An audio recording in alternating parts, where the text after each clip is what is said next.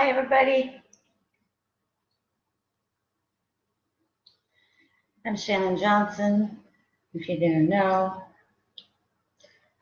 Welcome to today's session. This is going to be more of a class type of video today that should hopefully help a lot of people. Anybody working with energy, sleep is awake, doesn't matter. It's for all.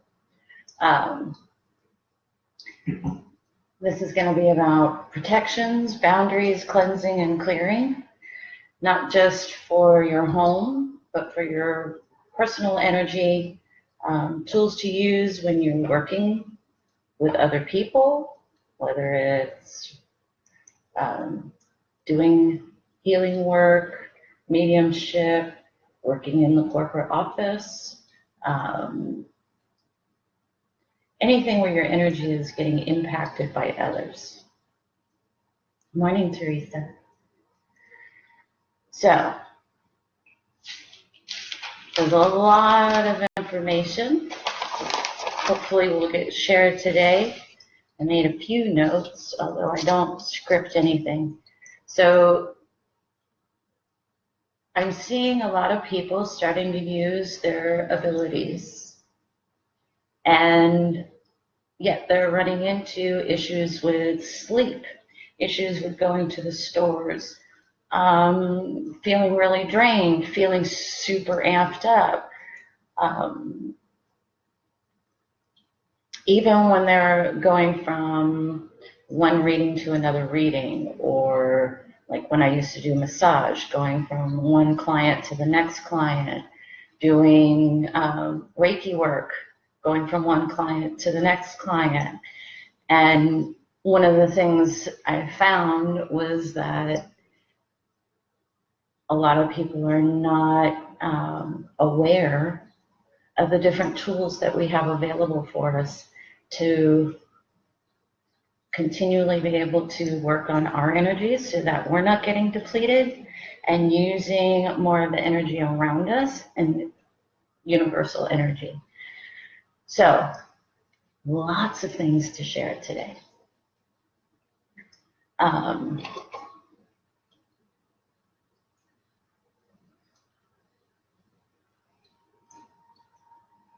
Somebody just scratched on the back of my computer. Okay. So first I want to get into, let's get into some protections, because that's a starting point for anybody that is working with any kind of energy tools or doing any type of energy work, or even for the empaths that are highly sensitive to energy, and even for people not aware of the energy that they've got that they're working with. So there's all kinds of forms of protections to use, and it's really up to you in working with ones that resonate with where you are currently. And these are areas too that I'm going to tell you, they need to grow. They need to grow with you. They need to change with you.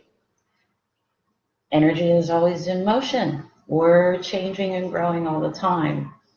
Even the aging process changes things. So know that these are areas that, yeah, once you get in the habit, they're really easy and you can almost forget about them. But you also need to be aware that you need to do resets. You need to expand them as you continue through your life. Good morning, Chris. So, lots of forms of protections. There's sachets. You make them yourself. Guess what? Sachets are made with herbs and plants. Sometimes you can use a crystal with them. Sachets are fantastic for helping you throughout the day. I have a little personal one that I carry that has the stones that are particular for my energy and what I do. For my work with spirit, and I'm not going to show the crystals in it, I'm only showing the bag. Okay, there's other kinds of sachets that I'm going to tell you, yeah, you can buy the little bags, but a lot of times what's even better to use is pieces of material that you have around, pieces of felt. Doesn't need to be clear, doesn't need to be perfect, okay? But go with the perfection. It's really something you create that is resonating with you. So sachets, they can be made for personal wear, like mine. This one, I wear it every day. Where do I wear it? I stuff it in my bra. Okay, ain't nobody gonna know. They're not looking at my bra. I know it's there, it helps me. For a lot of men, you can put it in your toolbox. You can put it in your pocket. You can also make these and put it in your car, carry it in a purse. You attune them to you. You're right, Chris. They're very easy. They can be really simple. They're also something that you can use in the home. And so we're gonna bounce a little bit back and forth between personal and home, because your home should be your sanctuary where you can have things set and be able to live freely without having to constantly think about your boundaries, your protections, your cleansings, your clearings. So these are going to go hand in hand, back and forth, personal and home. Okay.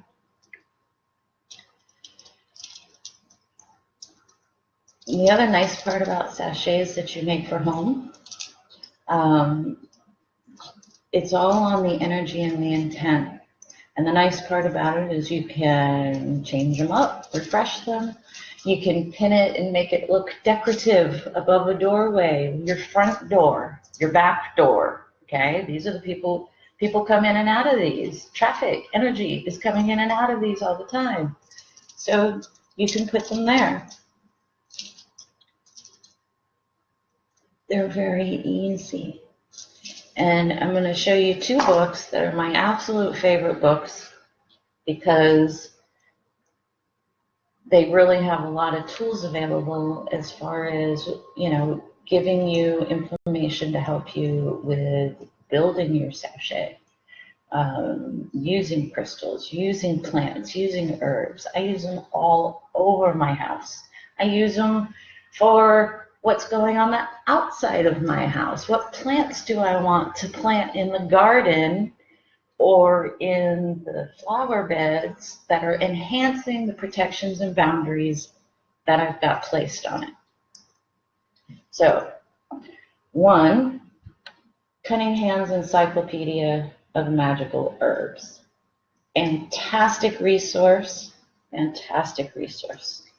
In the back, they've got lots of information as far as what plants have what type of ability, whether it's protection, whether it's cleansing, whatever the intent is.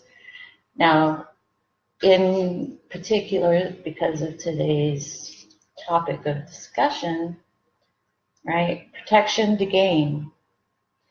There is, protection to gain starts way down here on the page, right? It goes from here all down this list. An entire page of herbs, flowers, plants, trees that carry that energy, okay? So these can be used for sachets. These can be used to surround your home. They can be used in your home, like aloe plants. I have a ton of aloe plants. Aloe plants are great inside the house for protection. They're awesome. They also help to transmute and transform energy. Woohoo! Easy plant to take care of. I can't kill it. I'm not good with plants. My husband is.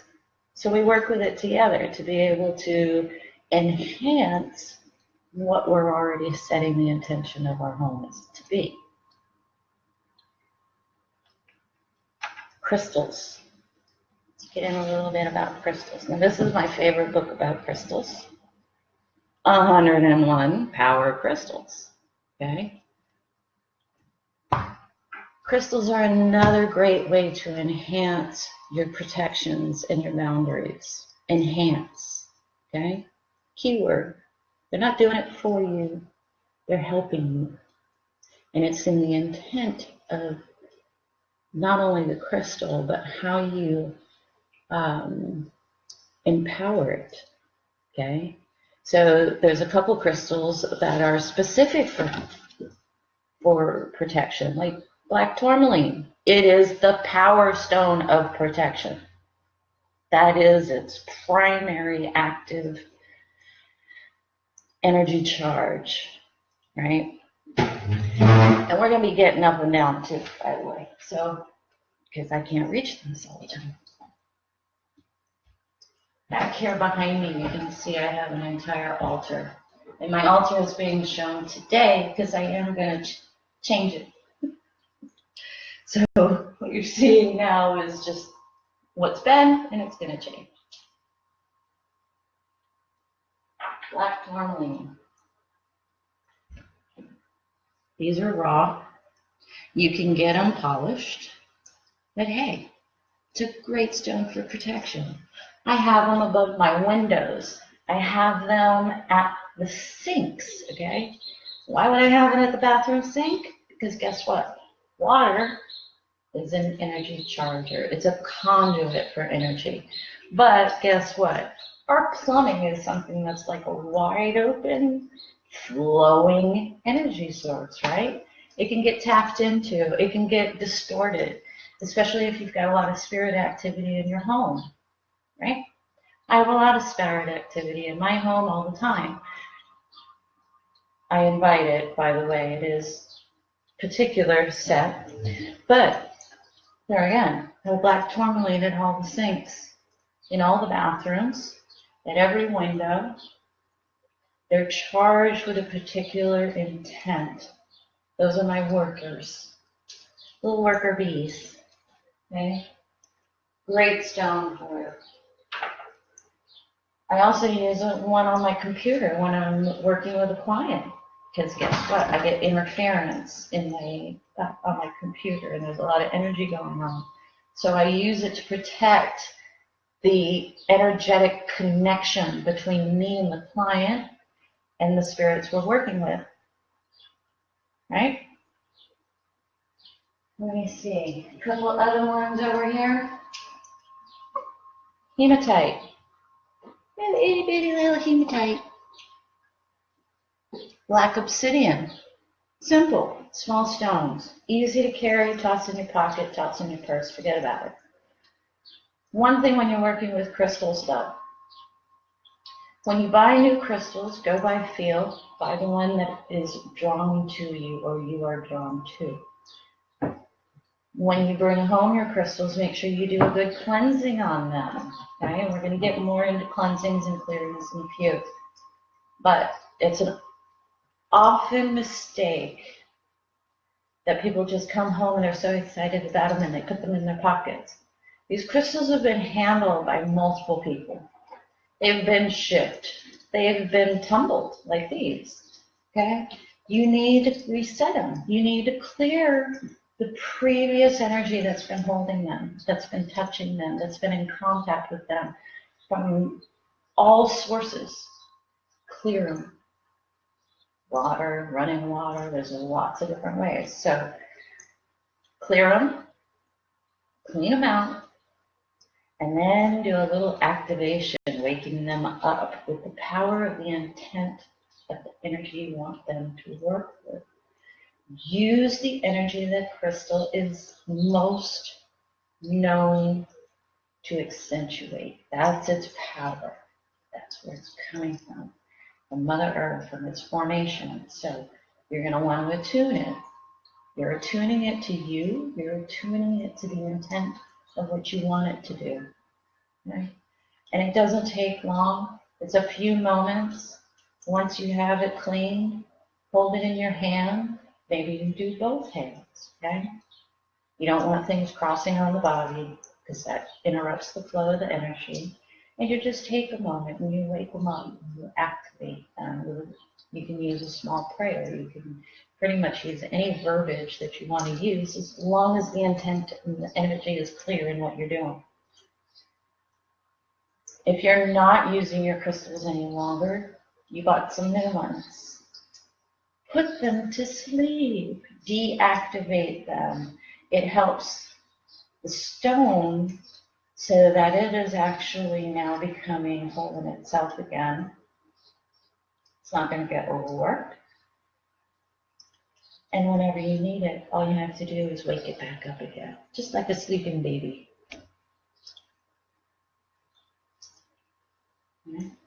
Yeah, we're going to get in a little bit on grids too there, Chris. All right, some other ones. Malachite. Malachite's a great stone. It'll wake up all kinds of things. Let me look. I made a couple notations of some other ones.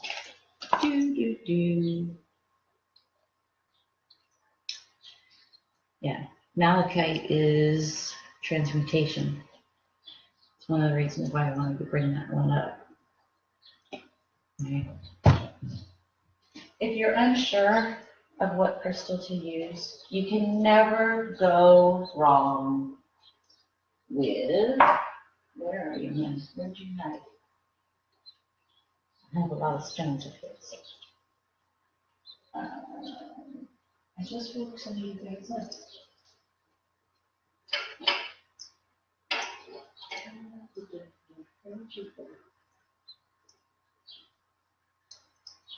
Oh, just a moment.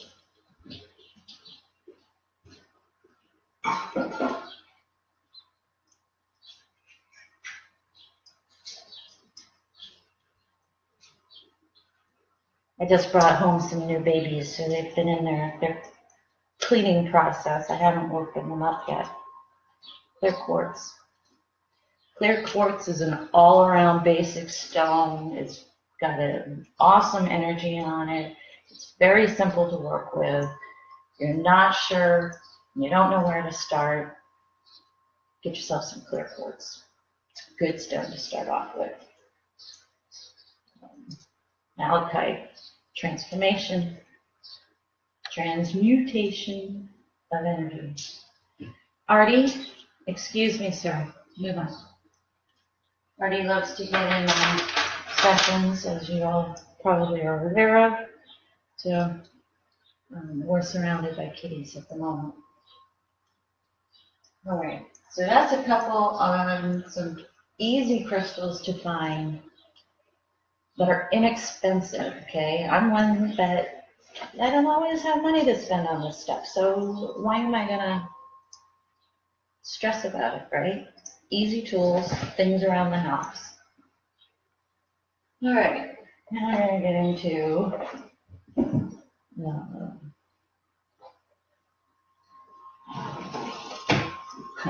the goodie drawer. Everybody has a junk drawer. I have a goodie drawer. And you'll notice that my goodie drawer of all my tools is at my altar. Okay? My altar, as well, is placed in the home in the farthest left-hand corner from the front door, which in Feng Shui is your abundance corner. So isn't that a great place to put all of your tools, I guess to say, for the intent of what you're doing, what you're working with, what your home, what you, your family want to work with as far as an energy intent. And you'll notice that my altar has 6 elements. Okay? We all know about 5 elements, right? I blended Eastern medicine and Western medicine, right? Because that's just kind of my thing. And spirit. So in Chinese medicine, you've got water, earth, air, fire, metal. Metal is the 5th element. Okay. In energy work, a lot of times we only talk of 4: fire, earth, air, water. 5th element can be spirit, ether, energy. So my altar is set up with, I've got fire. There's my fire. There's my candles when I light them. But otherwise, they're here. They represent the fire element, right? Air, well, that's kind of obvious because it's surrounded by air. Air is able to flow in and out of all the spaces. It's not restricted and limited within like a container, right? So it allows airflow. Colors are important, right? I've integrated lots of different colors because colors corresponding with chakra systems, soul energy colors, intent, colors of intent, right? What else is up here?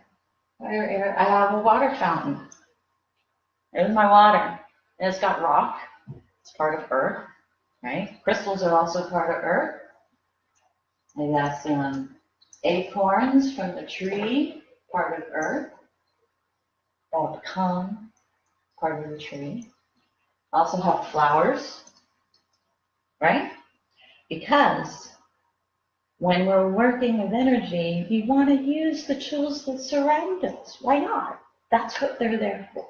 By inviting those energies in to be a part of, it allows that you're not using so much of your own personal energy to have to keep these things flowing and going. So empowering and the intention all comes into play.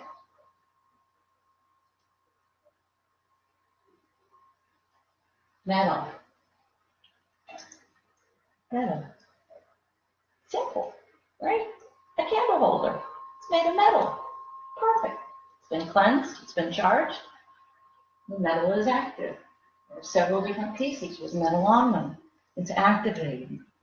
It's the intent that I put with them. Now, let's get into some other little fun tools, right? So, I'm going to kind of bounce into cleansing and clearing because there's lots of different ways of doing it, and we're going to do simple and complicated. We're going to cover in between sessions, visualizations, all those different fun things. I want to get into the goodie drawer, my favorite. Now, dragon's blood incense. Okay, I love dragon's blood. Why do I like dragon's blood? Not only does it smell great, most people aren't kind of freaked out about it if they walk into your house and they're smelling dragon's blood compared to when they're smelling white sage, right? I do have white sage incense, right? Stick form, I've got cone form, because I like incense. And guess what? It's an easy way to refresh the energy rather than having to go into a whole smudging. It's a nice way to help you to keep that smudging energy continuing until the next time you need to smudge, right? Easy. I like easy.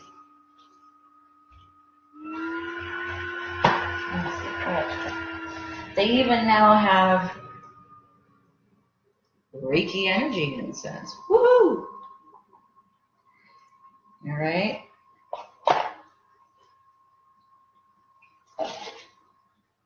So, we're going.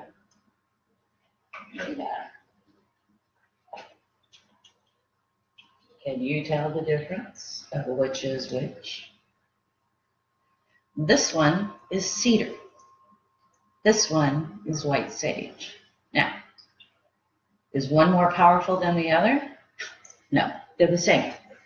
They're the same. They have the same power in cleansing or smudging, whether you're doing it on yourself whether you're doing it on your home, whether you're doing it for somebody else. Now, the one thing I will tell you is that if you're using a smudge stick on your own personal home or your family, right, don't use that same smudge stick when you go out to cleanse a neighbor or a client. Don't mix them, okay?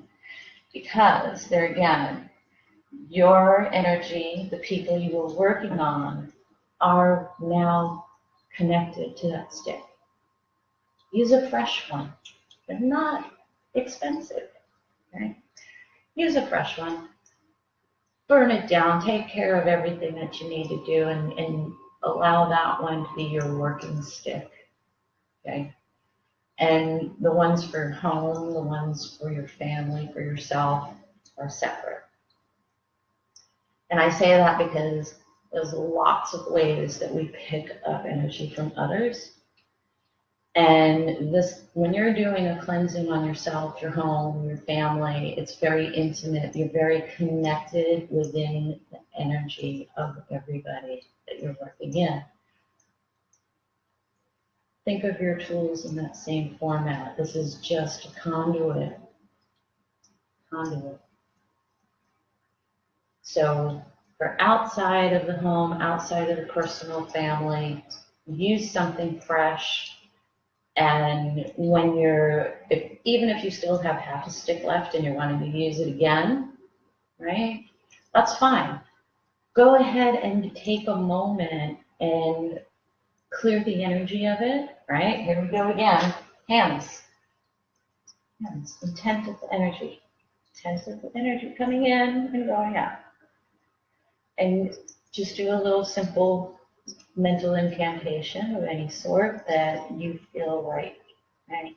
I'm going to tell you, words. Get rid of the words no, not, never. Okay? They drop out. Universe doesn't think they exist. So leave them. Watch your words. Watch your intent. And you can reset just about anything. Okay? So I love using both of these.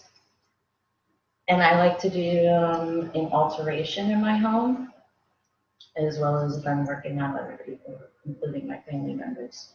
Because even though they have the same work, they have a different energy basis of the plants that they came from. Okay. Cedar trees are really powerful. They get very big and strong and beautiful trunks. And a sage plant is much more delicate. And even though the energies for the cleansings are just as powerful as one another, I like to rotate them because, oh, why not, right? Let's dig into, and they do come in bigger sizes. And as you can tell, I use my cedar stick quite a bit. This was a large one.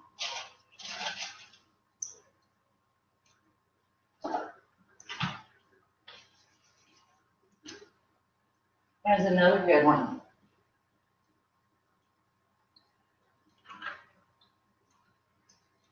This is my charcoal burner. What are you going to do with a charcoal burner? Well, the nice thing about using charcoal for doing a cleansing or a clearing, right?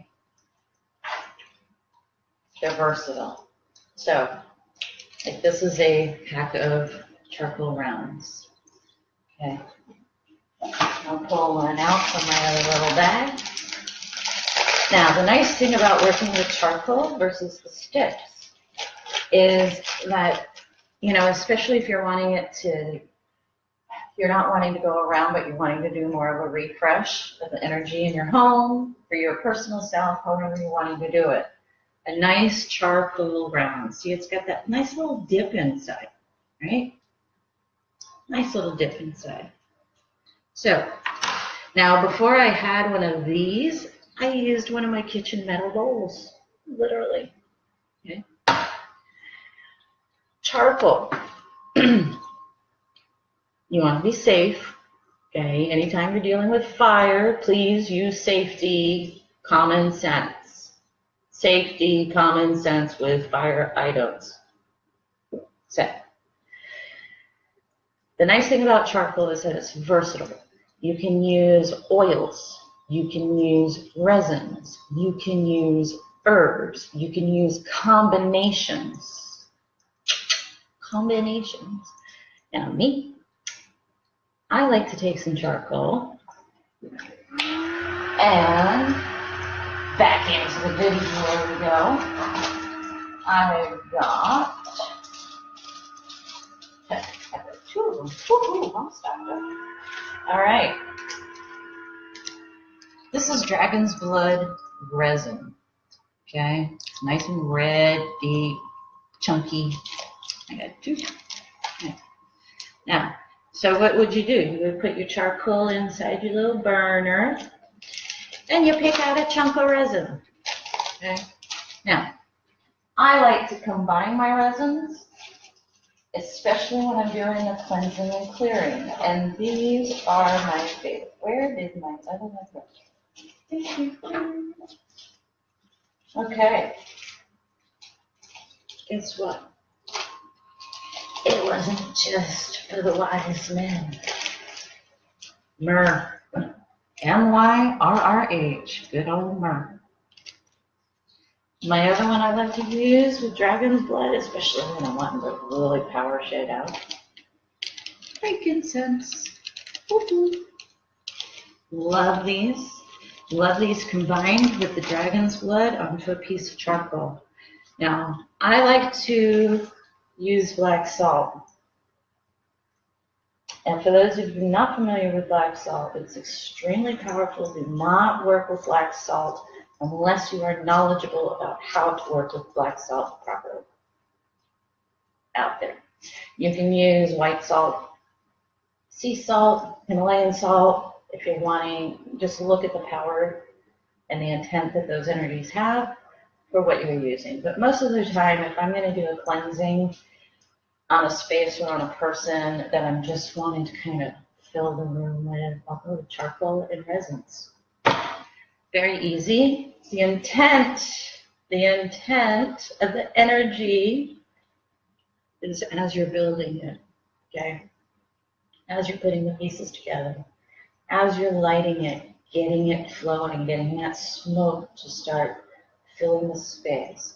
That's your moment of empowering the energy of the tools that you're using. Okay?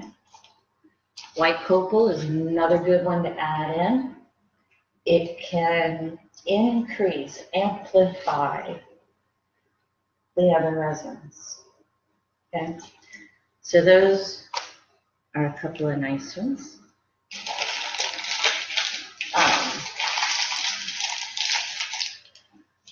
Charcoal with oils. You can mix resins and oils. Okay? So if you prefer, we got it.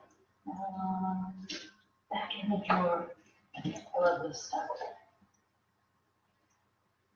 Like I have a frankincense and myrrh combination oil. Okay, that's another good one. I can put it on the charcoal. I can add it to an incense. I can sprinkle it in other places. You can even wear it as a perfume if you want to. Okay. So.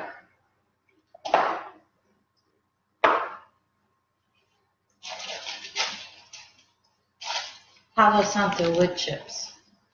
Okay, this is another good one that you can use instead of the sage sticks, instead of the cedar sticks, instead of the resin.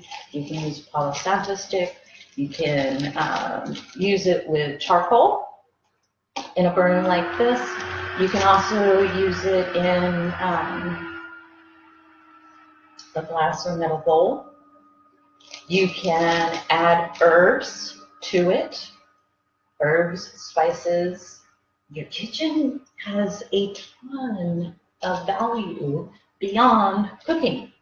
A lot of the herbs and spices are extremely powerful for the different types of work that we do, as far as energy workers or empaths, mediums, massage therapists, Reiki healers.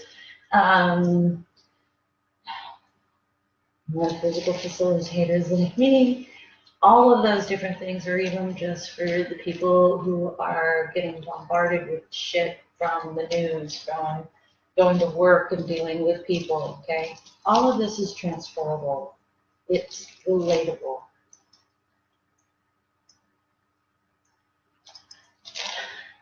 I find with Palo Santo, Chris, that one of the best ways to use, take a chunk off, and I use it with charcoal and an oil, combining it, because then the oil will tend to catch faster, and then the charcoal can help the stick burn better. I'm not a real expert with Palo Santo sticks. There's something new that I've gotten into working with as a tool. I also like to have it added into my altar, which is why I have new ones. Because like I said, my altars can be changing. So that's one of those things that can be added in. But they are a little bit of a struggle, just like any of the sticks, any of the other items, as far as getting them to burn. It takes a little bit. And I also have noticed that when there is a lot of stuck energy going on, it can be personal, it can be home, it can be a conglomeration of stuck energy, that it's harder to get your sticks going. Doesn't matter if it's palo stick, sage stick, cedar stick, any of those. I even find it sometimes with charcoal that it's kind of like they keep blowing it out. And usually what I have to do is take a moment, kind of center it, blow out what I've got around it, and then relight it and almost keep the flame. I like to use the big lighters for these things. Keep that flame held onto a side of it for about a count of 15 seconds. And at that same time, I'm kind of surrounding that stick in a ball of its own so that it can expel out and not get the energy hits in it. Okay. Candles.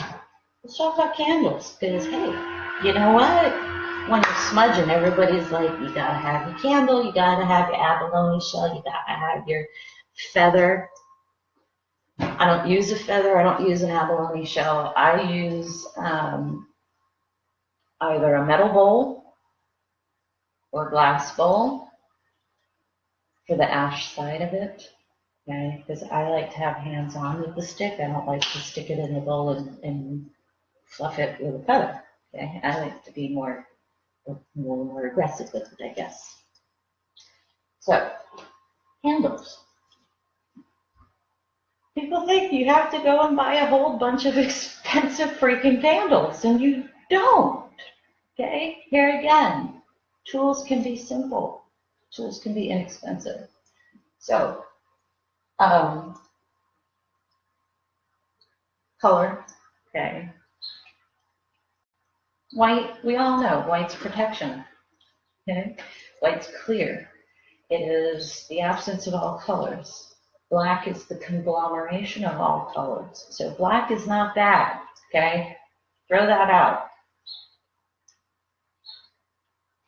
I like to do different fire ceremonies, or even if I'm going to do some other kind of particular cleansing work, then I like to incorporate a crystal grid, a fire, and I got lots of herbs and goodies in the fire for the intent of the work.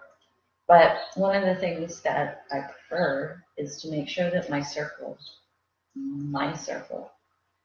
is surrounded by candles. Now, does it need to be expensive candles? No.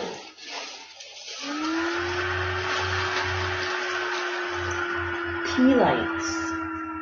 the cheapest freaking candle you can use, right?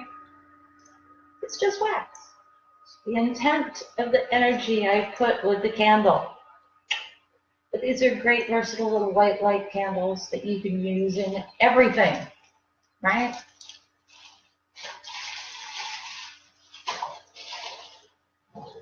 Guess what else I've used? Or do use? And I know people are going to laugh, going, really? Birthday candles. Guess what? They work. The power and the intent, the energy you put with them is what changes it from just being a blob of wax to something of a different intent. So yeah, if you don't have a lot of space, you don't want to use a lot of things, you can use these and they're cheap, they're inexpensive.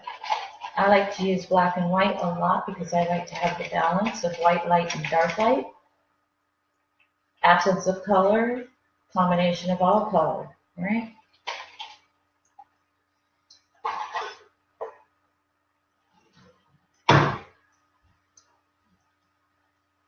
Red. Why would you use a red candle? A lot of people affiliate red with bad energy. But guess what? Red is a root chakra, right? Nothing bad there. Red, when you're using it with the intent to put other candles, or even if you're using it standalone, this is power. This is an amplification color. It adds power to the intent of the energy you're working with. Nothing bad with it, right? Perfect. So don't be afraid of it. Don't shy away from it. It can amplify anything that you're working in. If you're wanting to do meditations and you're struggling with that connection, you can use a red candle to help empower the connection further.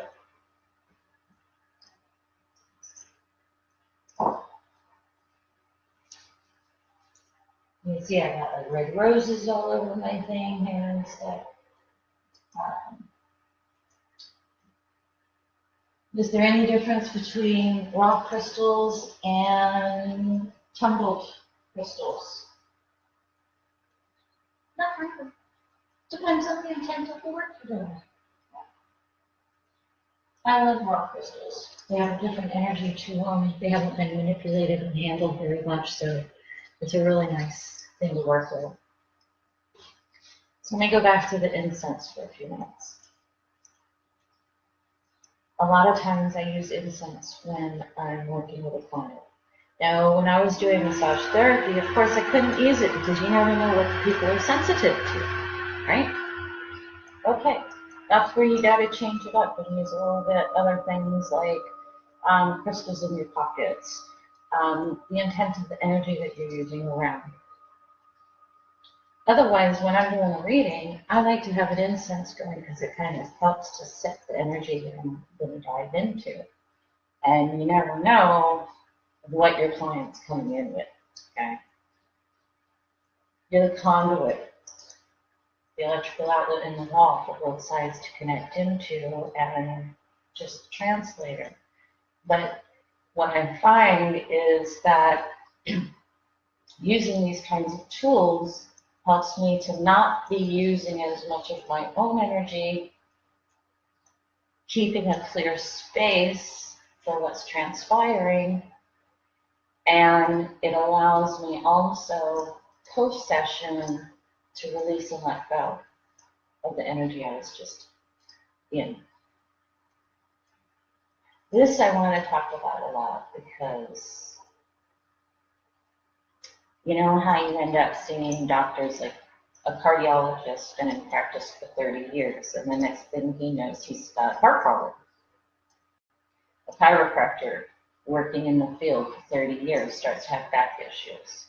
A massage therapist or an energy healer, whether it's Reiki, hands-on healing, whatever your form is, starts to exhibit illnesses, tiredness,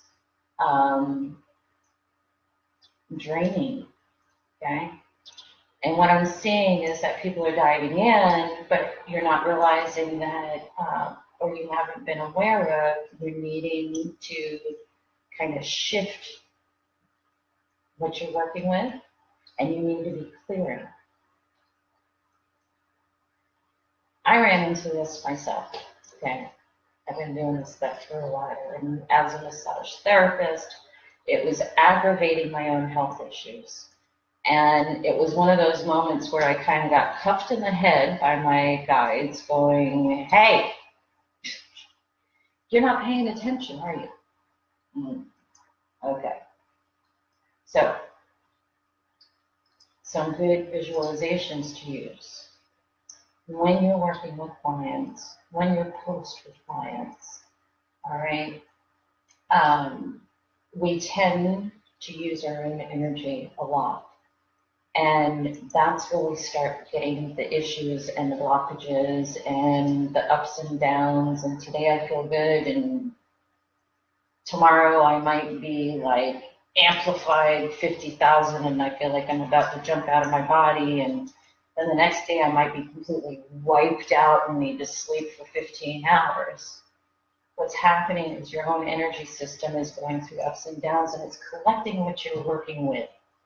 Whether you're doing it in readings, whether you're only working with spirit for yourself, whether you're working with Mother Earth energy, the public, in any format, any and all formats working with the public.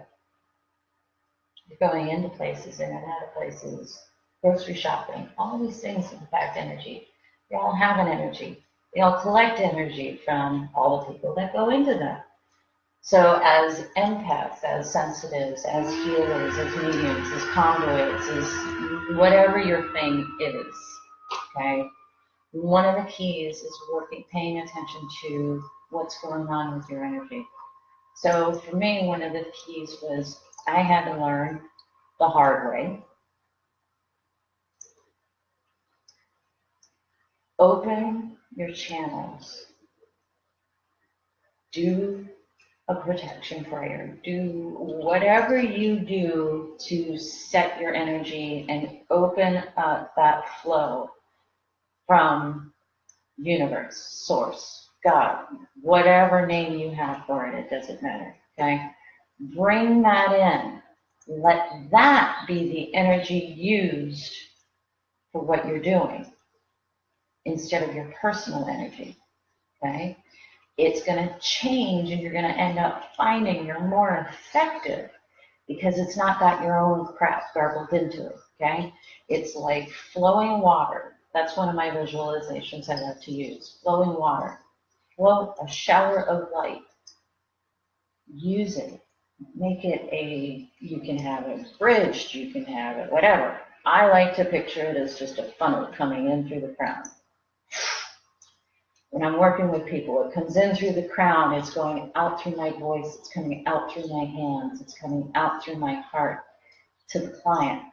My own personal energy is getting a benefit because it's that energy that's being used and not my own. While you're doing the work, allow that flow to keep going. The other key to remember is that you are also 95% of us that do this kind of work, we are energy transformers. Our soul energy, our auric energy, the layers of our energy are transformative and transmutation, right? But we don't get to know that a lot of times, right?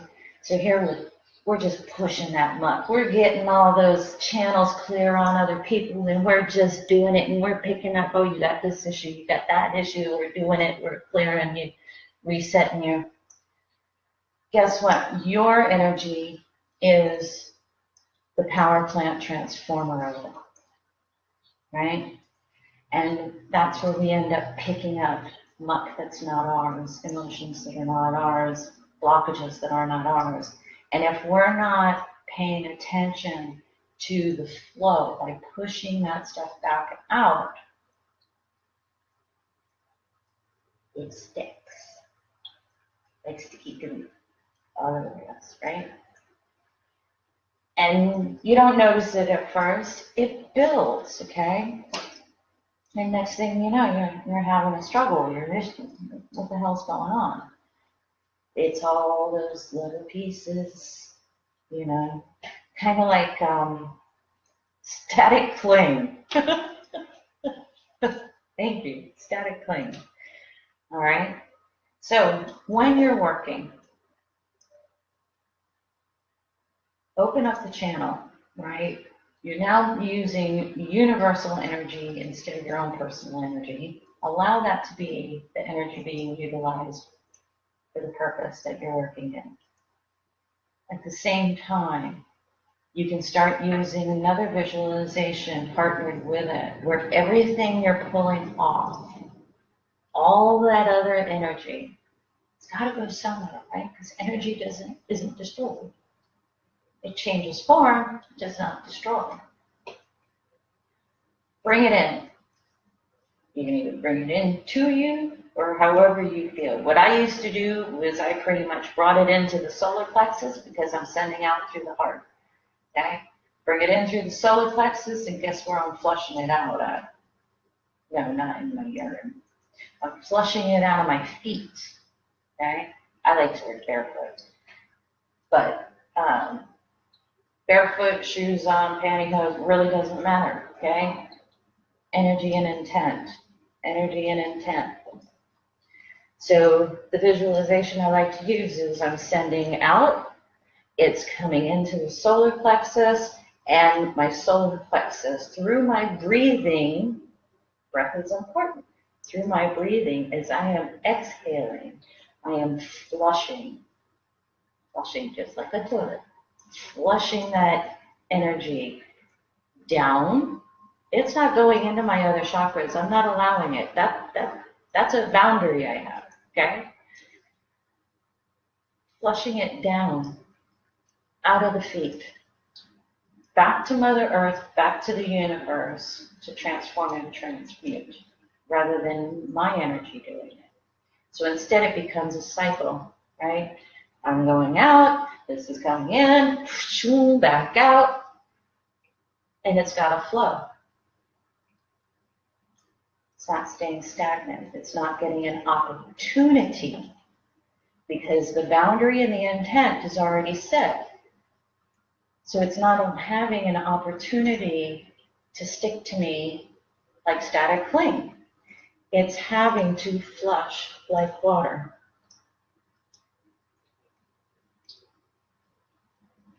Like that one, Teresa? So, flush it out of the feet.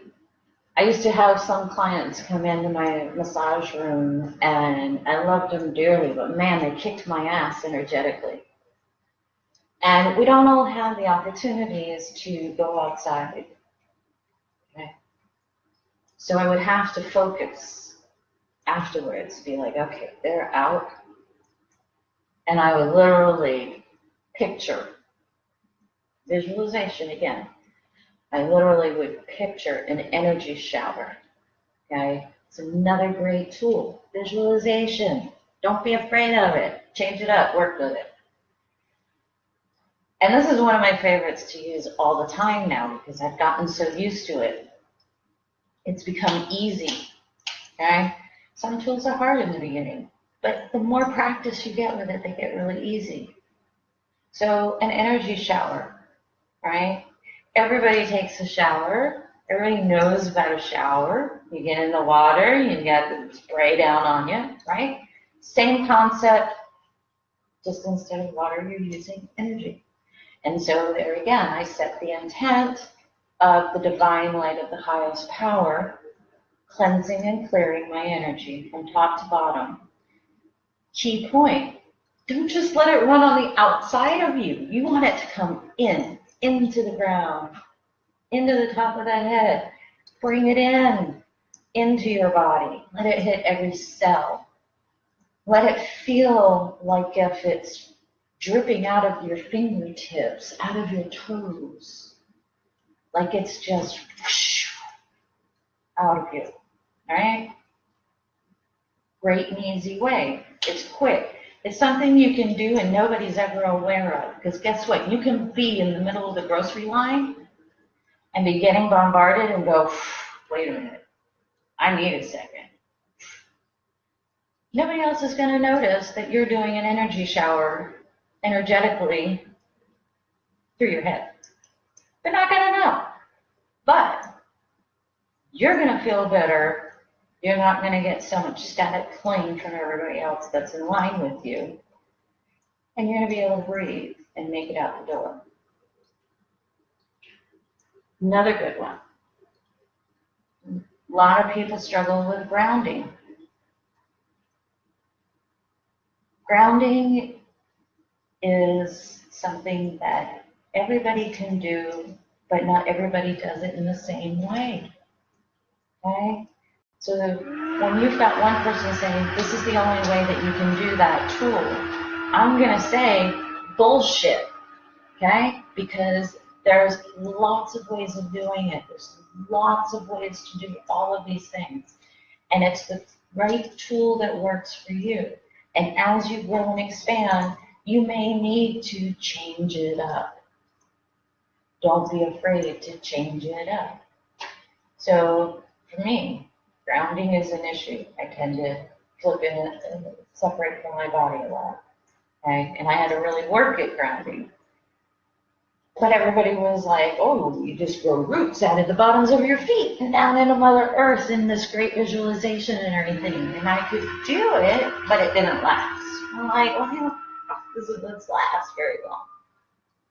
My energy doesn't like to go that direction. Okay. Nature. There's where we can live, right? Because not every plant grows roots deep. Not every tree has a root system going down, 100 feet into the ground. Some of them are a little bit more spiderweb and on top of the earth, and yet they're getting everything they need through these more shallow connections. Some people need it more like a plant, maybe a creeping plant, right? So grounding doesn't always need to be this one set avenue. You can do it in other ways. Some people need to feel like their feet have suddenly gone and done the creepy crawl out and they connect to earth, and then it goes out a little bit further and it connects to earth. It goes out a little bit further and it connects to earth. Why not? Okay? Use it. If it works with your energy, use it. There's no wrong way. About the only wrong thing I know of to really express to you is that no, not, never, even contractions of, drop off in the universal language. So those are the big wrong ones, okay?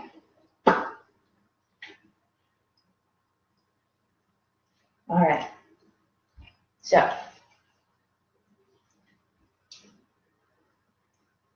where are we going next?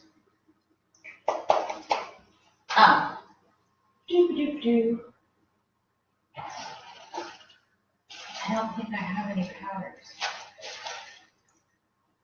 I had a note down that also talked about powders. But I don't have any at the moment. I have tons of resin though, right? Here we go. Back when I didn't drug guys. I did want to talk about powder though, okay? And I'm talking powder like white sage powder, cedar powder, dragon's blood powder. You can buy these, you can order them and all kinds of things, okay? So basically, it's the resin form that has now been crushed into powder, okay? If you have pour a mortar and pestle is of the flowers. So if you have a mortar and pestle, you can also grind up your resin into a powder form. And I'm bringing this up because this is one of my other little cheats, I guess, to say on cleansing and clearing, especially on the house. Because guess what? You always got to vacuum and mop, right? Who doesn't? You can add these powers to your mop water. Right? Not drop. Yes. You can add these to your cleaning products. And it will have the intent of the energy you give it on helping to cleanse and clear the energy throughout your house.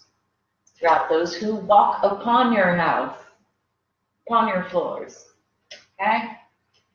So that's another great tool. Yes, you can use it for vacuuming. All right. The only thing I would say is be careful. Don't use dragon's blood. Excuse me. Don't use dragon's blood powder on your carpet unless you have a dark colored carpet because it is a red powder. So you might want to do something a little bit more sage. And also, if you don't have powder form, didn't buy it, don't have it, guess what? Every sage stick, right? When you buy your sage sticks,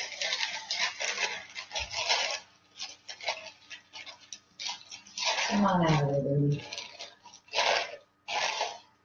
There's always these lovely little pieces and shreds down below. And if not, you can click part of your sage stick and crush it and crumble it. Sprinkle it on your floors. Okay? Intent. Energy and intent that you're working with. Sprinkle it on your floors, sprinkle it on your carpet with the intent of cleansing and clearing. Because I tell you what, carpet holds a lot of stagnant energy. Right? You ever notice you get a lot of static clean from carpet, depending on how you're walking on it? Static clean. Okay? Key. You can go ahead and crush it. Sprinkle it on your carpet. While you're sprinkling it, it's powering the intent of the energy that you're wanting. Give it a few moments, and then go back and vacuum it. And you'll notice that it feels lighter and lifted up. Great stuff. Oh, what? I'm not answering you. So, that's those things. Boundaries. I want to take a minute about boundaries because I haven't addressed that yet. Your boundaries are not just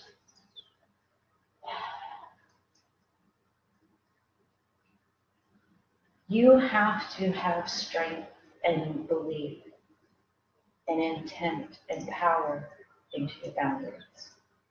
Because if you make it a request, right? Oh, would you please? Could you please? Guess what? They're going, yeah, I'm going to stop all over it. Okay?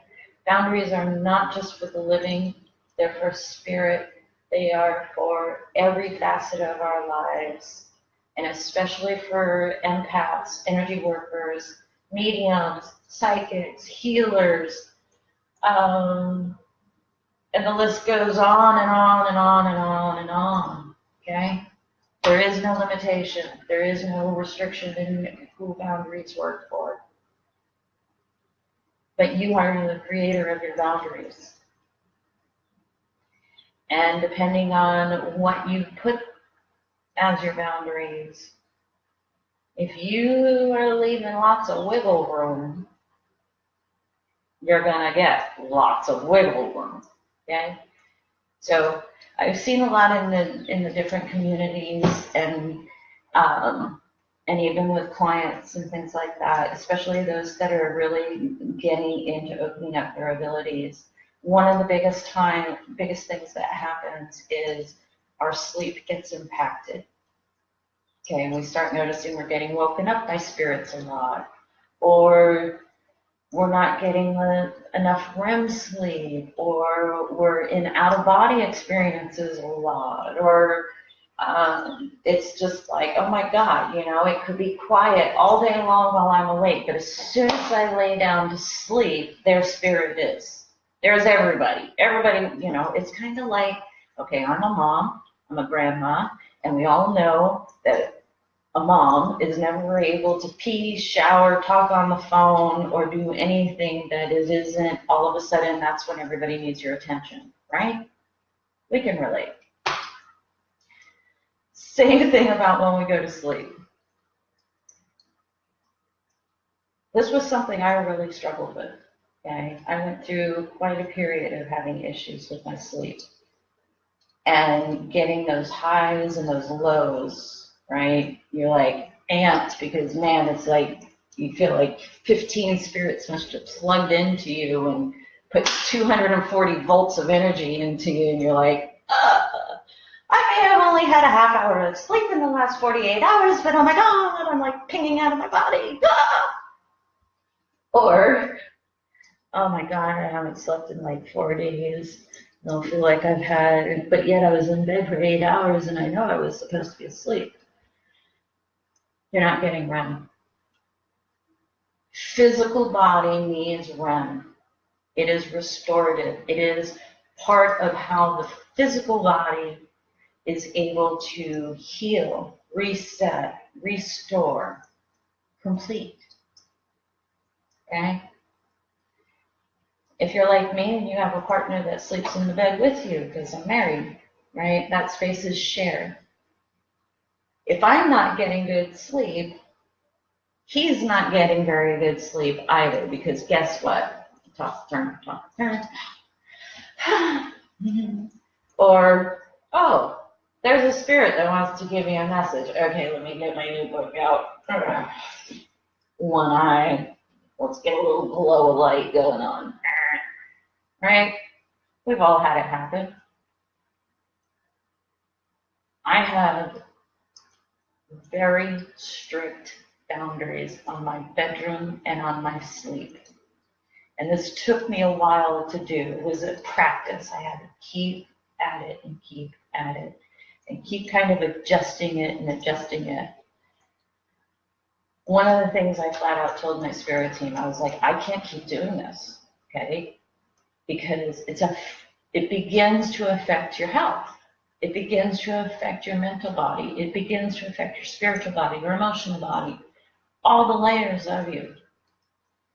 So I started working with mine, and since I have a partner that shares that space with me, there is a loophole you can use, and that is if your partner is not aware and not able to have that cohesion with you in building that type of boundary, you can connect to your partner's higher self to assist you, or your partner's guides to assist you, or you and your guides in setting it.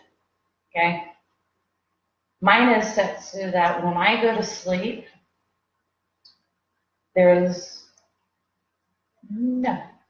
I can do all the spirit work, talk to all the dead people I need to, do whatever outside of my body. And my body must receive its restorative REM sleep. We can do all the other stuff you want to,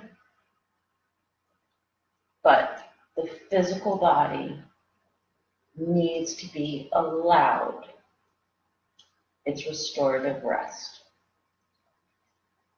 I'm not going to give my specifics on what I did for mine, but that's the basics of it. My bedroom is a sacred space. It is the sacred space for me and my partner. I don't care if they want to be voyeurs, but they're not to disturb that sacred space. Out of body, in the dream world, fine. We can do whatever you guys want to do. And I'm out of body most of my time when I'm asleep now. That's one of the things that changed for me. I actually leave and I do a whole lot of stuff, and I come back. But my physical self is allowed to stay within its REM for the length of time that it needs. And it's one of those things I really had to be firm about. I had to pretty much stand up and go, this is now going to be the rule. Okay? Love talking to you guys, love helping, love hearing your stories, but guess what? When this girl's body lays down for rest, everybody, you're going to have to wait, or you're going to have to talk to me in the dream state, or you're going to have to talk to me when I'm out of body, working in the astral planes. That's when I'm accessible. The physical essence needs this, and you will, this boundary is ever extensive. So that's my video on that one. So we are going to move into questions. Yes, I like questions. It's fun because, you know, everybody's unique. Everybody's got a different thing going on. Everybody's energy is a little different in how some of these tools work. All right. And I know, like, when I've done reading after reading, like now I do the radio blog talk on Friday nights, and so I'm flipping from one reading to another. I end up rather amplifying instead, and I end up amplifying everybody else who I'm connecting with. But as soon as that phone hangs up, right, even when I'm going from caller to caller, I am releasing the entire connection. Because guess what? When you're doing that, we throw out a little cord tapping in, right? It's an energetic link. Energetic links. So as soon as that's done, I go toop, poop, out to Mother Earth, out the feet, it's gone. Rolling from one to another. It's that continual flow. It's coming in, the information's handed off, and it's going out the feet. When doing readings for clients that you're doing over an extensive period, right? Remember, it's not yours, right? This is not yours. You're the conduit for the moment. You have permission when that session starts, and your permission ends when it finishes. You need to release it and let it go. It's not for you to keep. It's not for you to, you know, unless you made an agreement with your client that I'm going to look into a couple other things for you and get back to you. Then you can keep the channel open. But otherwise, honey, let those shit go. Let those cords go. Even if you need to do a cord cutting. Imagine you have a big energetic pair of scissors like you see for master ceremonies. Clip that baby. Release it. Release them. Okay? Because it's not yours. And as long as you keep those connections, guess what? That's a two-way flow. It's a very open two-way flow, back and forth. So you need to let it go. Release it.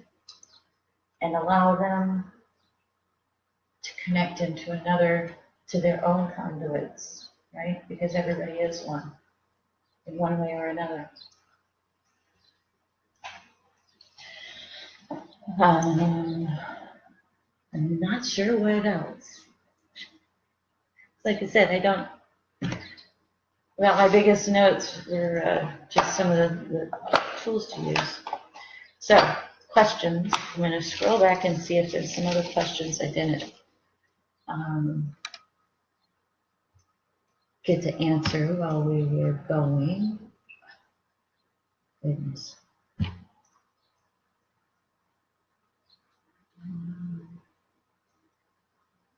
I can't see.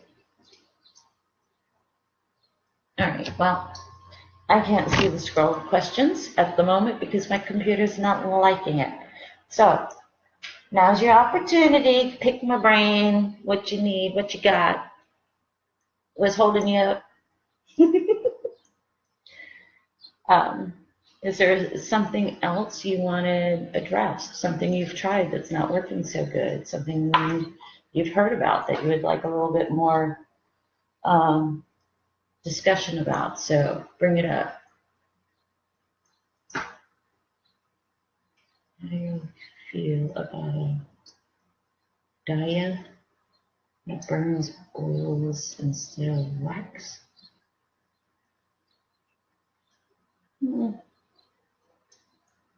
I'm not quite sure what you mean, Chris. Is it supposed to be a do-it-yourselfer? Is that what I'm seeing? A DIY?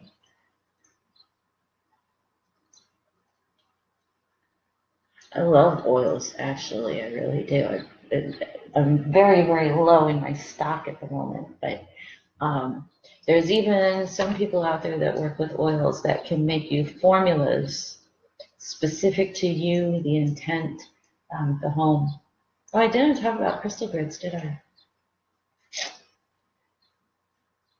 Crystal grids are awesome. Awesome. I have one over my property.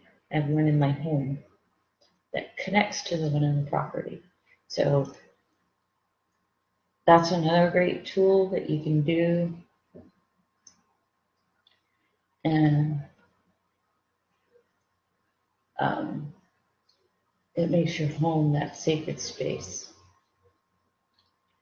Actually use.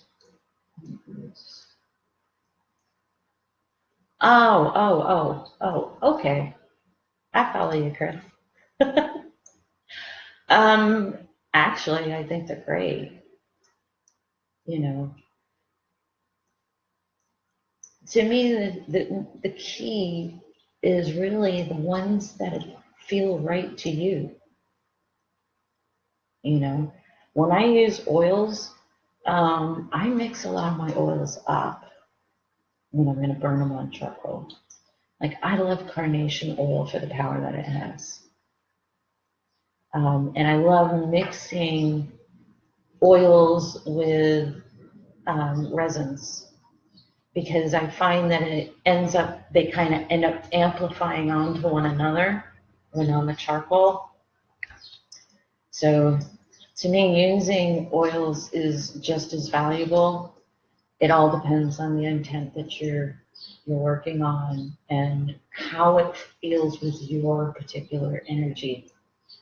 Because like I said, one person might be great with working with,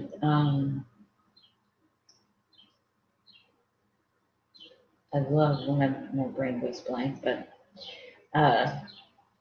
one person might be really, really good with only working with perhaps a physical stick for any kind of clearing. And others, like me, I like to mix it up. I like to blend things, but I also pay attention to what I'm blending and what power those elements have in the form that they're in. So the one caution I would have on oils is making sure that you're using a good quality of the oil, because you'll find that a lot of oils now in the market are mixed with base oils and really diffuse the essence. So I like to work more with very pure oils and then mix myself instead. Does that answer what you were inquiring?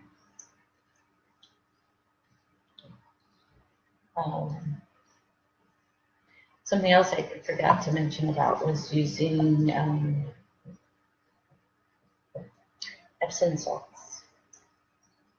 We hear a lot about Epsom salt, and Epsom salt is fantastic, but I'm going to tell you, as a woman, you need to be careful about Epsom salt. Okay, some women get our female parts can get very irritated by Epsom salt soaps in the bathtub. Yeah, so be careful. Use in moderation. I find for me, I hate soaking in the bathtub. I love a hot tub. Plan to get another one time soon, but for me, soaking in the bathtub doesn't work.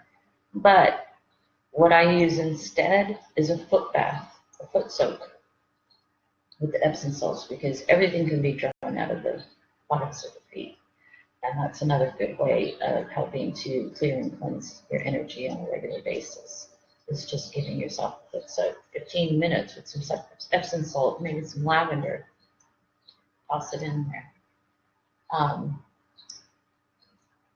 But what I hope a lot of you have been able to learn from this is that we have many, many tools to help us with our boundaries, with creating protections, with cleansing our energy, with cleansing and clearing our homes, ourselves, others. Something else I didn't bring up, that literally just popped back into my head, is about fluffing your aura, raking your aura. You ever heard of those terms?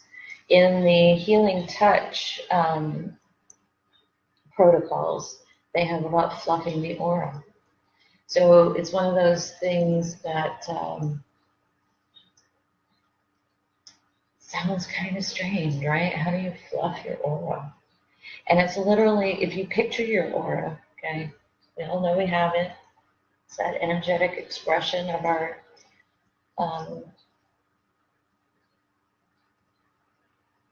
four layers of being in this physical realm.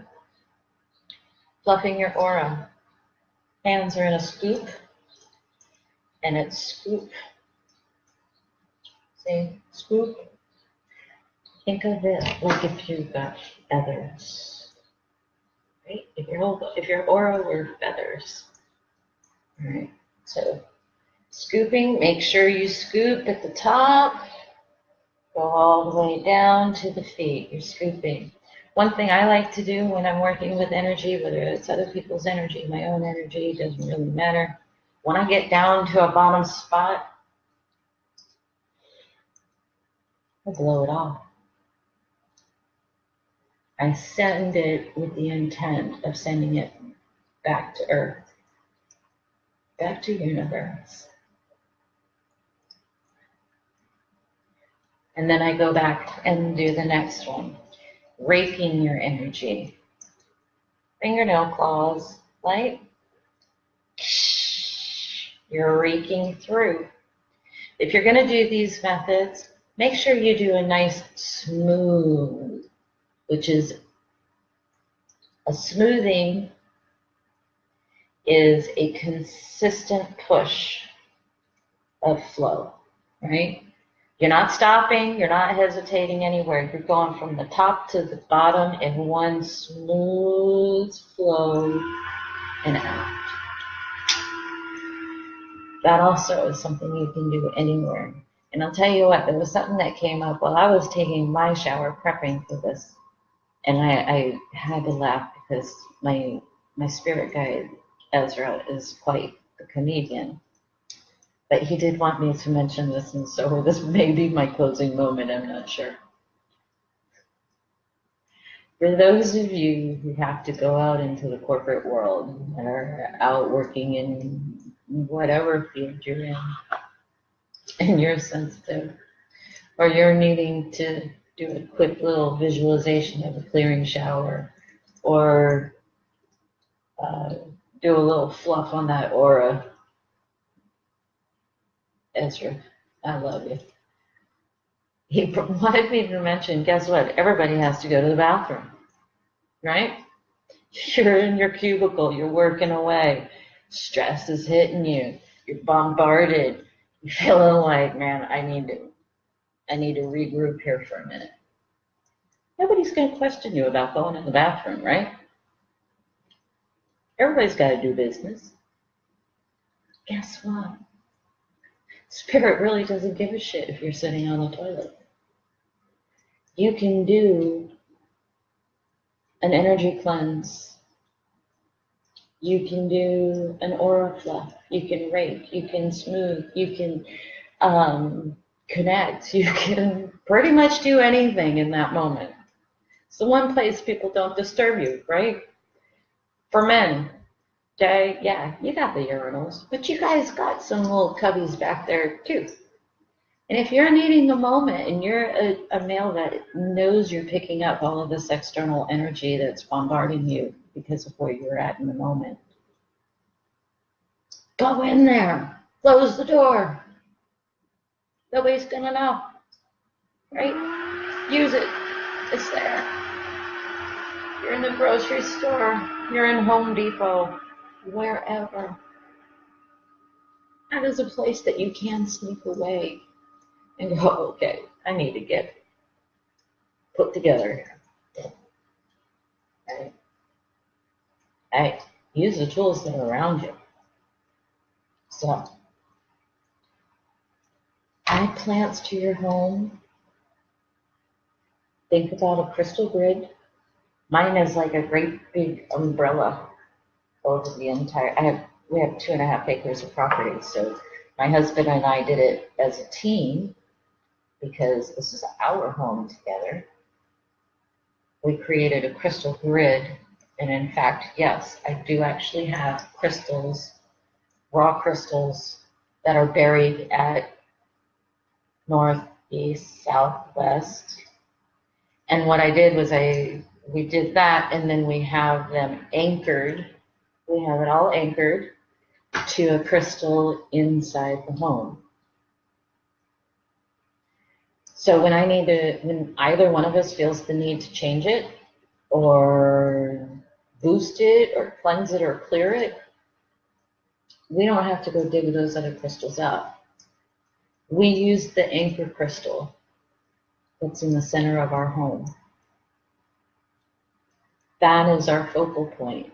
That is where we do all of the rebuilding, restructuring of the grid, the cleansing and the clearing of it, and it shoots. Again, energy and intent. We shoot it up through that anchor to go through to all of the others. So that's another thing you can work with. Maybe we do an episode doing more about grids. You can do grids just about for anything, for any kind of intent, for your work, whatever.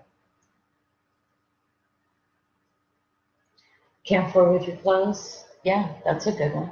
That's a good one, Chris. Yeah, camphors are an excellent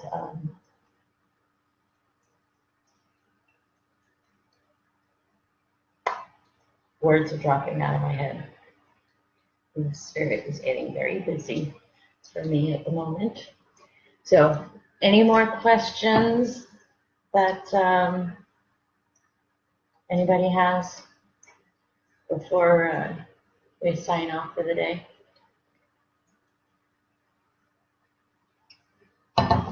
Need a little water.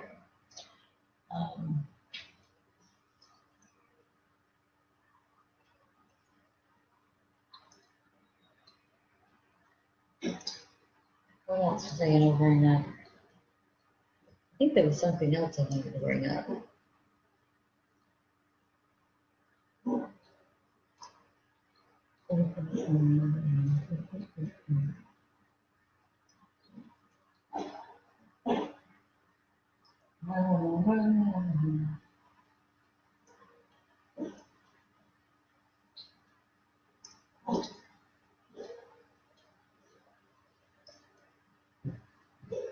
It totally went out of my head, so I don't know. I guess we'll address that another time then. So, I hope this has helped answer what's the difference between a protection and a boundary.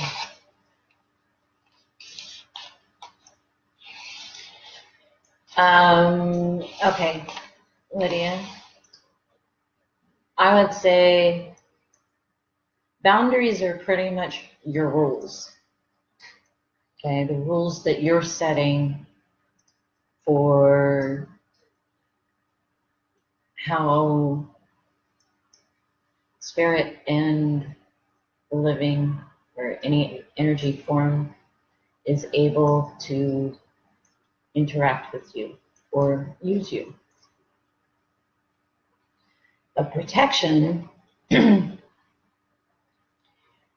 protections to me are more of an energetic field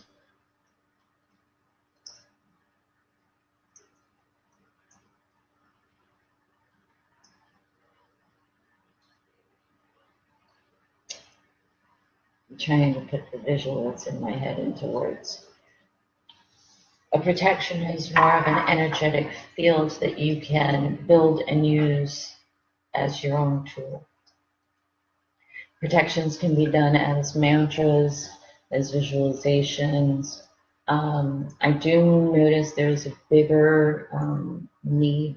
One of the protections that I love to use is I use a golden bubble that surrounds my entire energetic being. And it has a lot more to do with the in and out of what can attach to your energy, what you can allow, what's going to get allowed in, what's not.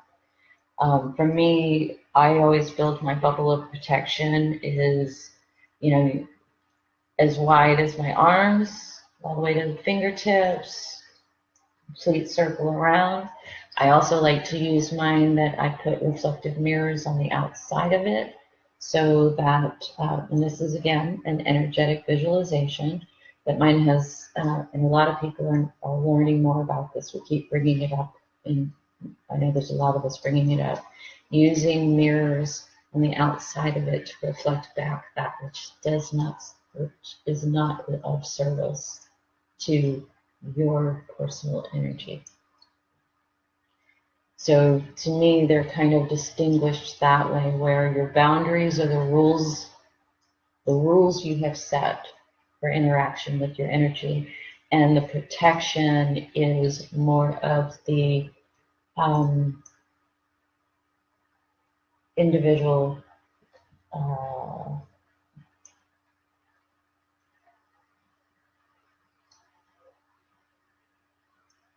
bubbles. I don't know why I'm doing a bubble, but that's my best phrase. When I go out in public, is it a protection or a boundary around you? I have a protection around me. Okay? I use a protection around me. My boundaries are rules of engagement. That make it a little bit more understanding? Boundaries are the rules of engagement. Protection is tending to my personal field. So when I go out, I strengthen my protection bubble. So that way I'm not getting bombarded with everybody else's crap. I can go out and enjoy whatever I want to enjoy. And I am also not picking stuff up. So for me, I like that bubble of for my personal self. And then my boundaries are the rules of engagement with me on a physical and energetic level. So like when I go out, because I love to go to rock concerts, okay? That's one of my, Heavy and I love to go to a rock concert. But that's a really big crowd. That is a really big crowd usually at a concert, right? So my protections are for me to go out and enjoy. My boundaries are my rules of engagement. And so, for instance, for something like that, even though I may be in a setting where there's tons of spirits wanting to interact, my boundary is set that this is my time of pleasure and joy. Interference, no. So my boundaries are the rules of engagement of when I am open to work, what they can and cannot do as far as working with me.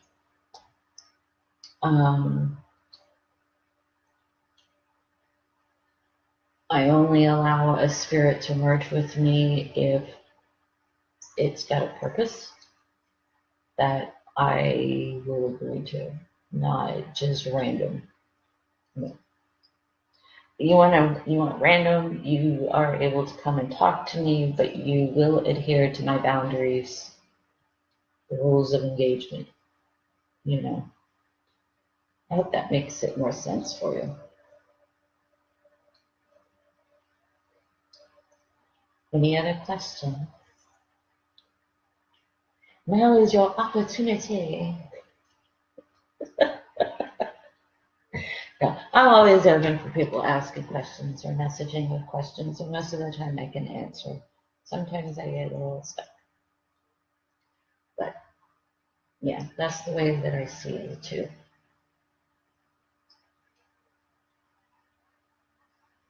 Yeah, protection is the intention. Yeah, I will go with that.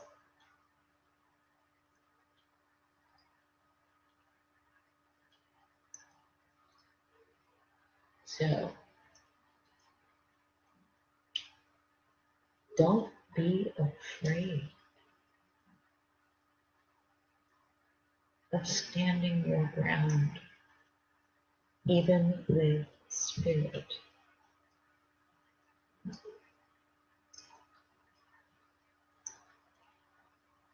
Oh. Oh.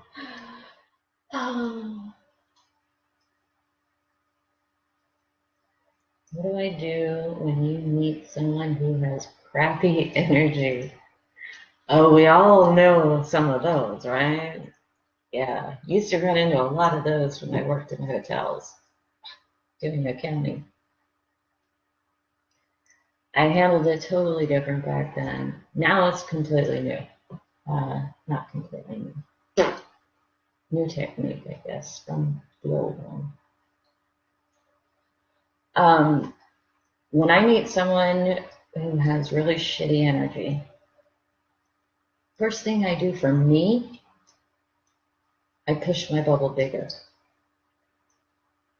My bubble of protection, my space, right? Because everybody's got personal space. Think of that as your protective circle.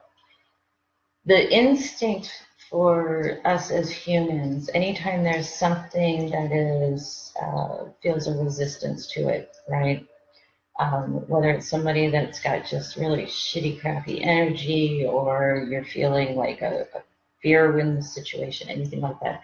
Our natural instinct as a human is to pull everything in closer to us, right? We curl up, we want to ball up.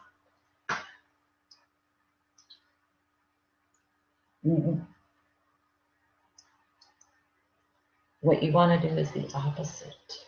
You want to push out, expand that bubble bigger, make your personal space bigger.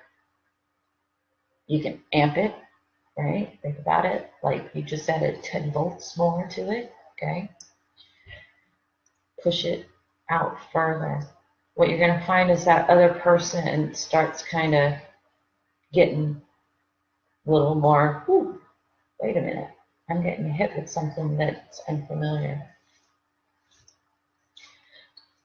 Another thing I like to do with it, and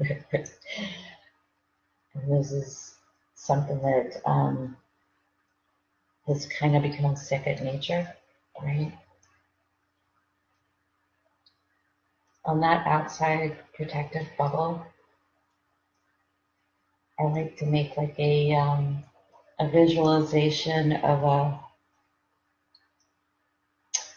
how do I want to put this?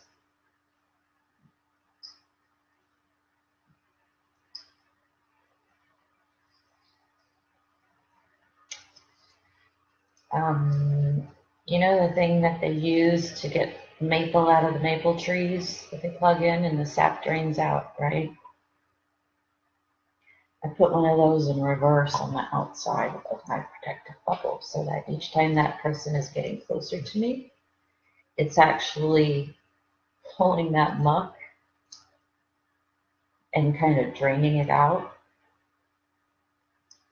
back to Mother Earth, transforming, transmuting. And my energy of intent on that plug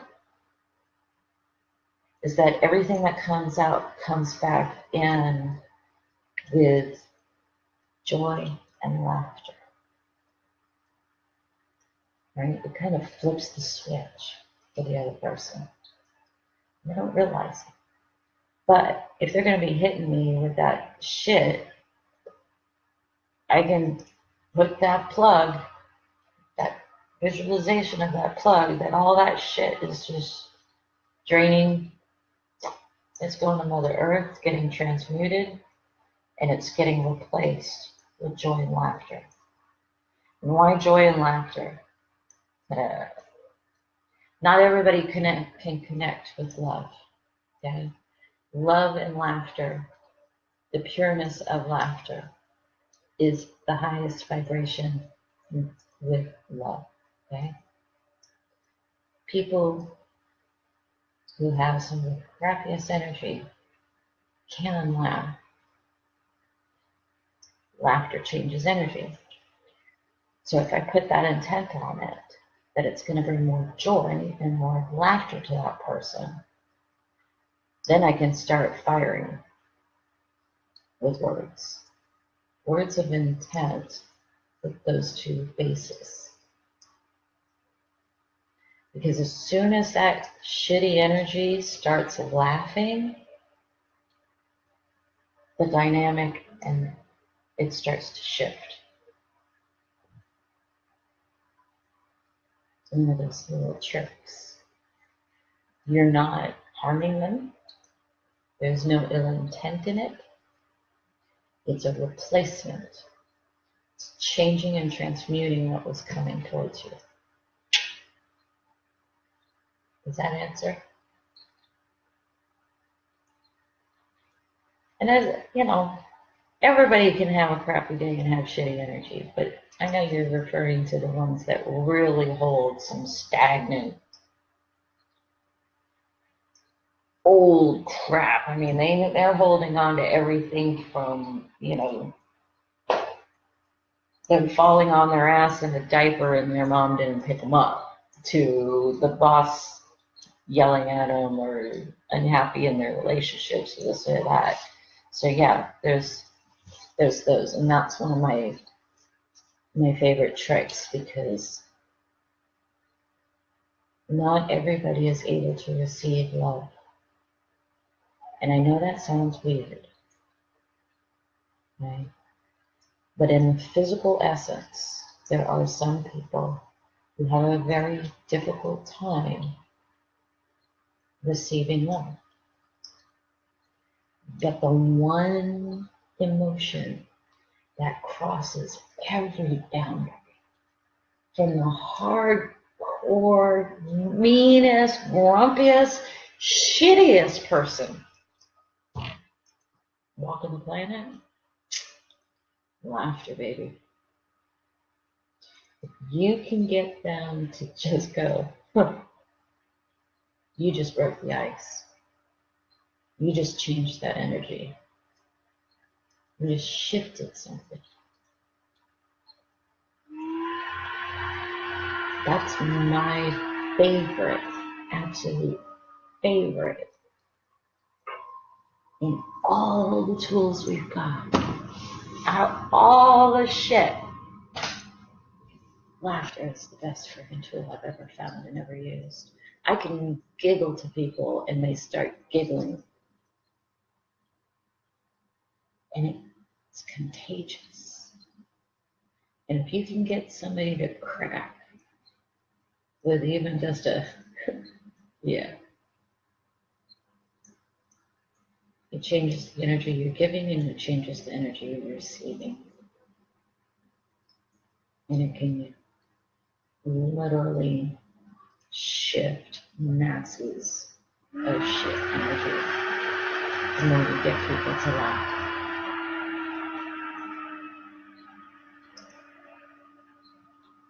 So, last call for questions, because I'm over already. Who gives a shit? But I do want to make sure that if anybody has any questions that we're able to provide an answer for before signing off.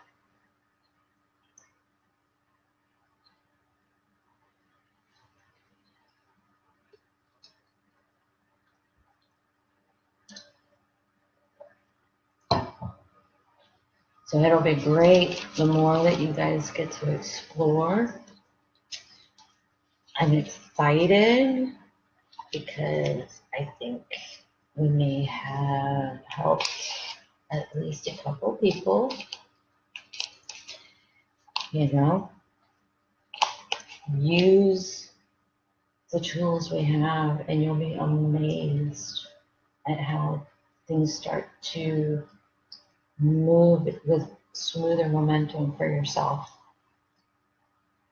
Add some plants, add some flowers. Like I said, for those of you that missed the beginning, great reference tools, 101 power crystals. This is great, gives you the history of the crystal, how it used to be used, how to use it now, kinds of good shit. And my favorite, Cunningham's Encyclopedia for Magical Herbs. Okay. Again, this comes into play for protections, clearing, cleansing, boundaries, all of it, because guess what?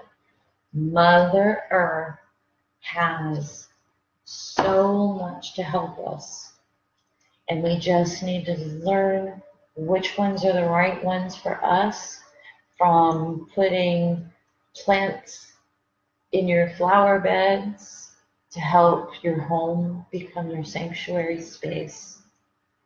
And I say that as it can get really daunting dealing with people, dealing with energy, dealing with residual energy, dealing with spirit, crossing over spirits, portals, you name it. Your home can be your sanctuary where, you have your boundaries in place for that space as well, but you're not having to work so hard.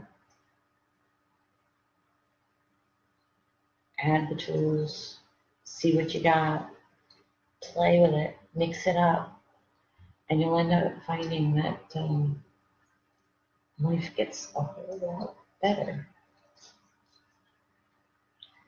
So, that's my spiel for today. I don't see any further questions. Everybody's gotten a little quiet. So, sachets, crystals, plants, grids, flowers, prayers, mantras, salts, resins, visualizations. Not everything needs a meditation. Use it all. Play. See what you find that works better for you. And don't forget, as you grow, as you expand, as those around you change, as circumstances change, your boundaries, your protections, your cleansings, your clearings need to change and grow with you. Okay? Oh, I did remember something. That was the little that left my head earlier. When you leave a job, when you leave a home and go to a new location, clear the space from your energy. Use any form that works for that space, that works for you, but you want to clear it of your energy. Sell your house. Clear your energy. You're moving from a rental to a different rental. Clear your energy, because guess what? We leave pieces of us in those spaces. New residents, you don't know what your buyers have. You don't know what the next renter has for baggage. But when we leave pieces of us, attachments to our energy, cords to a home, cords to a rental, doesn't matter, even on a car, clear it. That way, the new owners, the new people in that space, it's not going to have a reverb channel to you. Just like cutting cords, same concept, cut the cords, release it and clear the space of you, of your family.